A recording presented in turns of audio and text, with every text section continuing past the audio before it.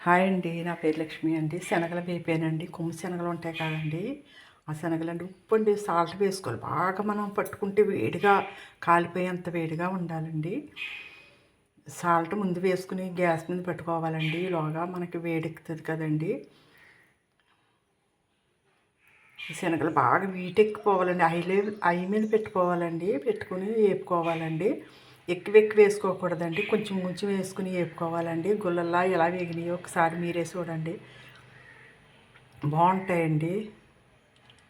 కొంచెం కొంచెం వేసి వేపుకోవాలండి. బాగా ఎక్కువగా వేసుకోకూడదండి, అందుకే మాడిపోతాయి కదండి. కొంచెం కొంచెం వేసుకోవాలి. అలా చిటపిటలా ఆడుతూ ఎగిపోయింది గుల్లల్లా చాలా బాగా వచ్చినాయండి.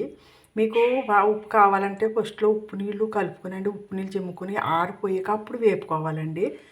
ఈ ఉప్పు మీరు బాగా పట్టాలి శనగలకు అనుకుంటే మాత్రం మీరు అలసండి. మామూలుగా ఇలా చాలా కమ్మగా ఉన్నాయండి. మీరు ఒకసారి ట్రై చేసి చూడండి.